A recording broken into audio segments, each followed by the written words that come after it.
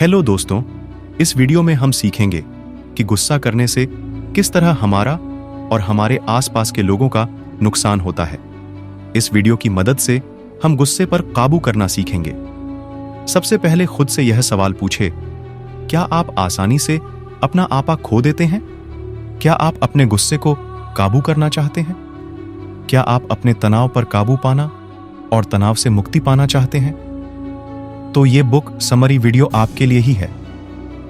आज के इस युग में हम खुद को समय नहीं दे पा रहे हैं। हम पैसों और कामयाबी के पीछे इसलिए भाग रहे हैं क्योंकि उनसे हमें बहुत सारी सुविधाएं मिल सकती हैं, लेकिन हम उनके पीछे भागने में यह भूल गए हैं कि हमारी जिंदगी का असली मकसद खुशी पाना है।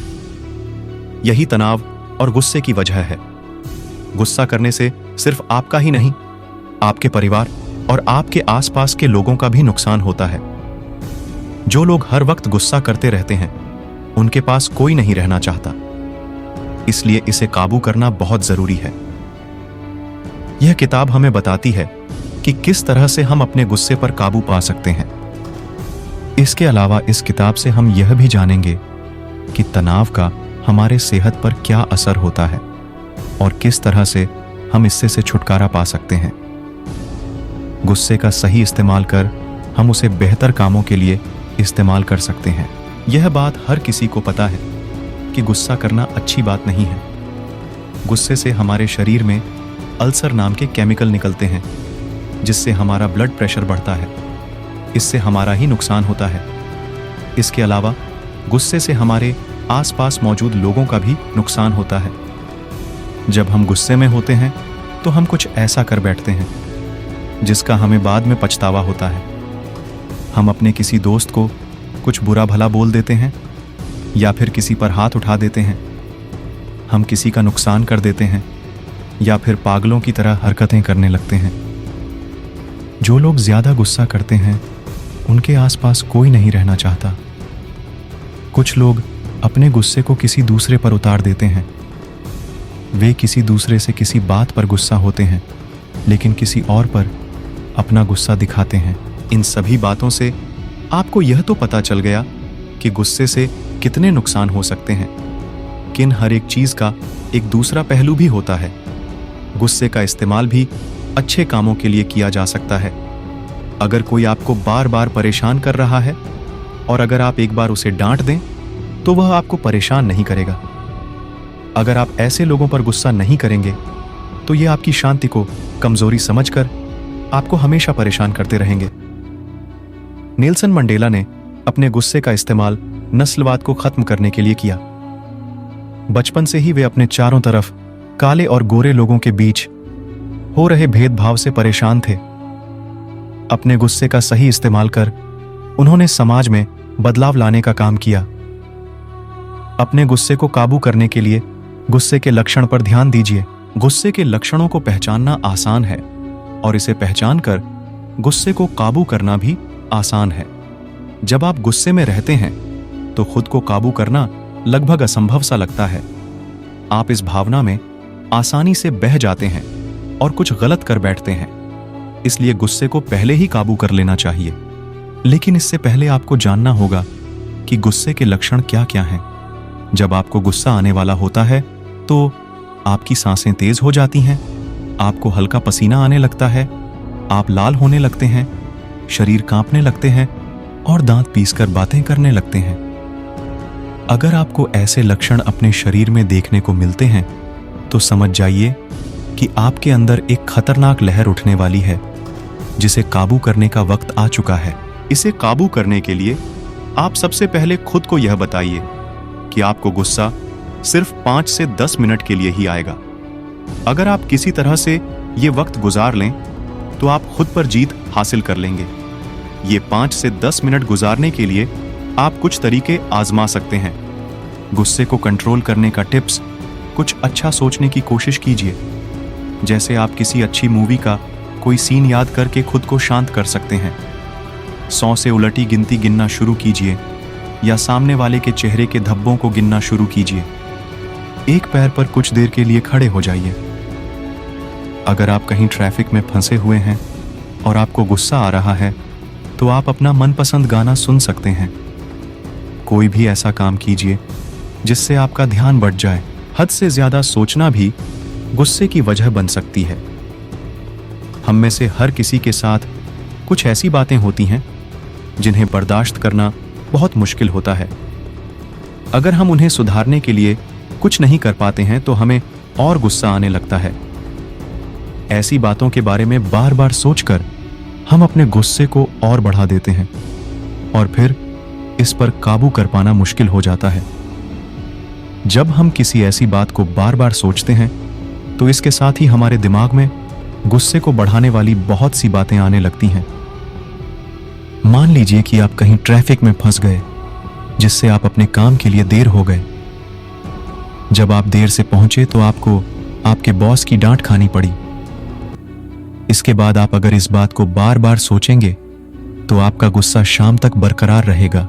आप शाम को अपने परिवार वालों पर भी गुस्सा करेंगे और रात को सोते वक्त खुद से कहेंगे कि आज का दिन बहुत खराब था। इससे बचने के लिए आप रोजाना सुबह 10 मिनट इसे सोचने में लगा सकते हैं। आप सुबह सुबह उठकर सोचिए कि बीते हुए दिन में आपके साथ क्या क्या हुआ जिससे आपको गुस्सा आया। इस समय के अलावा अगर आपके दिमाग में कोई ऐसा ख्याल आए जिसे सोचकर आपको गुस्सा आ रहा हो तो आप उसे अगले दिन की सुबह सोचने के लिए टाल दीजिए। ऐसा करने से आप धीरे धीरे अपने इस ज्यादा सोचने वाली आदत से छुटकारा पा सकते हैं। इसके अलावा आप यह भी सोच सकते हैं कि आप अपने गुस्से को एक गोली की तरह बंदूक में भरकर आसमान में फायर कर रहे हैं। इसके बाद यह सोचिए कि वो आपसे बहुत दूर जा रहा है और समय के साथ इतना दूर चला गया कि अब आपको दिखाई नहीं दे रहा है। अपने गुस्से को काबू करना सिर्फ आपके हाथ में है। जब लोग आपके साथ अभद्रता से बात करते हैं तो वे यह नहीं दिखाते कि आप कौन हैं, वे यह दिखाते हैं कि वे कौन हैं। गुस्सा या अभद्रता करने वाला हमेशा अपने असली रूप को दिखाता है। इसलिए अगर आपके साथ कुछ ऐसा हो तो आप शांत रहने की कोशिश कीजिए। सबसे पहले आपको यह समझना होगा कि एक हाथ से ताली नहीं बजती। जब कोई आपको परेशान कर रहा हो तो उससे बहस करना या फिर वहां से उठकर चले जाना आपके हाथ में है। अगर आप वहां से उठकर नहीं जाएंगे तो एक वक्त ऐसा जरूर आएगा जब आप अपने गुस्से पर काबू नहीं पा सकेंगे और अपना आपा खो देंगे। शांत रहते से बहुत सी बातें हल हो जाती हैं। इसलिए अगर आप किसी से बहस नहीं करना चाहते तो आप शांत रहिए, या अगर वह कुछ ज्यादा ही बहस करने के मूड में है तो आप उसके पास मत रहिए। इन सब बातों के अलावा पुरानी बातों को याद करके भी हम अपने गुस्से को बढ़ाने का काम करते हैं। अगर आपका मूड खराब हो तो पुरानी यादें आग में घी का काम करती हैं।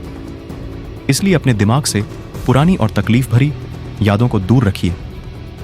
पुरानी यादों की तकलीफ को कम करने के लिए आप उसे किसी अच्छे दोस्त के साथ बांट सकते हैं।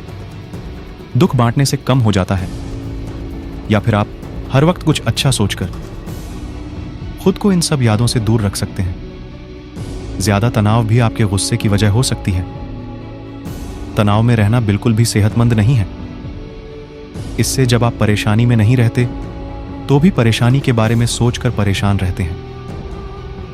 हर वक्त परेशान रहने से आपको ज्यादा गुस्सा आने लगता है और आप बहुत आसानी से अपना आपा खो देते हैं। तनाव दो तरह के होते हैं। बड़े तनाव, इस तनाव की वजह वो होती है जिससे आप बहुत ज्यादा डरते हैं या जिसकी वजह से आपकी जिंदगी में बहुत सारे बदलाव आने वाले होते हैं। एग्जाम्पल के लिए नौकरी खोने के डर से पैदा हुआ तनाव। छोटे तनाव, इस तनाव की वजह छोटी होती है लेकिन आपकी सेहत पर इसका असर बड़े तनाव जितना ही होता है। ये वो हर दिन के काम हैं जो आप करना नहीं चाहते लेकिन फिर भी आपको करना पड़ता है।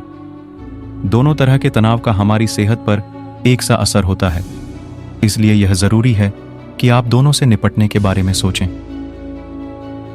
तनाव में रहने से बहुत सारी बीमारियां होती हैं। इससे आपका ब्लड प्रेशर बढ़ सकता है, आप डिप्रेशन में जा सकते हैं और आप लंबे समय तक रहने वाली बीमारियां के शिकार बन सकते हैं। बड़े तनाव से निपटने के लिए आपको खुद को यह समझाना होगा कि इनसे आपको सिर्फ इसलिए डर लग रहा है क्योंकि इनसे आपकी जिंदगी में बहुत से बदलाव आने वाले हैं। आपको खुद को समझाना होगा कि एक नौकरी खो देने से आपकी जिंदगी खत्म नहीं हो जाएगी। आप आसानी से दूसरी नौकरी ढूंढ सकते हैं। तनाव से निपटने के लिए आप खुद उसके लिए अलग अलग हल ढूंढ सकते हैं। अगर आपको किसी काम को लेकर तनाव है तो आप उस काम को करने के तरीके के बारे में सोचिए और फिर उस काम को पूरा करके अपने आप को तनाव से दूर कीजिए। हर रोज छोटे छोटे काम करके आप खुद को तनाव से दूर रख सकते हैं। Anger management, stress relief. अगर आप रात में अच्छे से नहीं सो रहे हैं तो यह आपके तनाव और गुस्से की वजह से हो सकता है। कम सोने की वजह से आप आसानी से अपना आपा खो देते हैं। इसकी वजह से आप तनाव में रहते हैं, जिससे आप अपना रोज का काम भी अच्छे से नहीं कर पाते। रात भर अच्छे से सोने से आप अपने तनाव को कम कर सकते हैं और इस दुनिया के सुनहरे हिस्से की ओर अपना ध्यान खींच सकते हैं। अच्छी नींद के लिए आप नीचे दिए गए काम कर सकते हैं। सोने से पहले कैफीन या निकोटीन वाली चीजों से दूर रहिए। उन्हें खाने से आपका नर्वस सिस्टम जाग जाता है, जो आपको सोने नहीं देता। देर रात को खाना मत खाइए। सोते वक्त अगर आपका पेट भरा रहेगा तो आप अच्छे से नहीं सो पाएंगे। खुद को काम के तनाव से दूर रखने के लिए सोते वक्त अपने फोन को दूर रख दीजिए। अच्छी नींद के साथ ही अगर आप रोज कसरत करें तो आप अपने गुस्से और तनाव को और ज्यादा काबू कर सकते हैं।